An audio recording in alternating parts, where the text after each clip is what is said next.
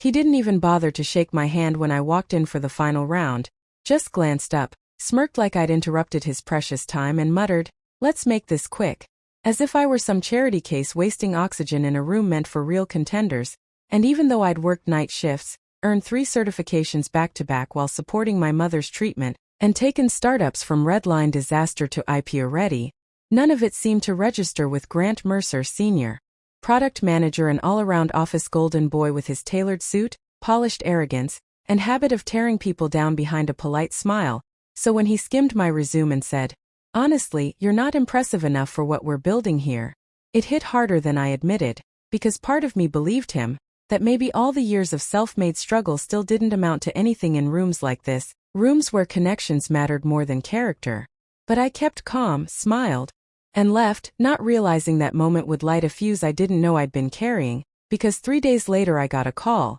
not from HR, but from the CEO's office asking if I could come back in, not for another interview but a consultation, since apparently the pitch Grant had championed was falling apart, deadlines slipping, investor confidence shaking, and someone had floated my name as the person who'd posted a viral teardown of a similar failed rollout 2 months earlier. And suddenly I wasn't just another applicant. They saw me as the emergency fix, and within hours I was in the war room, walking them through a damage control strategy that Grant didn't even understand, while he sat in the corner trying to save face with buzzwords and fake nods. And by the next morning I got a contract, 6 figures, temporary role, special advisor, they called it, but it only took 3 days of working beside Grant to expose the mess he'd buried under layers of blame shifting. And when I finally dropped the truth in front of the executive board, data inconsistencies, client feedback ignored, timelines falsified, they went silent, then turned to Grant, who stuttered and blamed junior staff until someone asked me,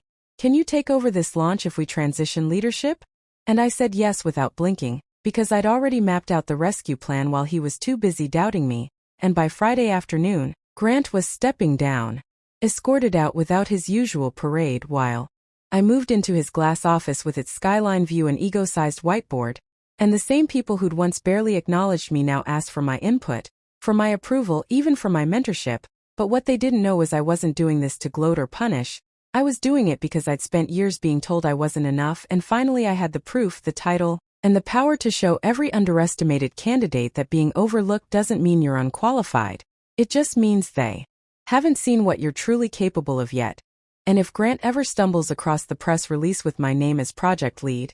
I hope he remembers the day he told me I wasn't impressive enough, because nothing tastes sweeter than proving someone wrong with results they'll never reach again.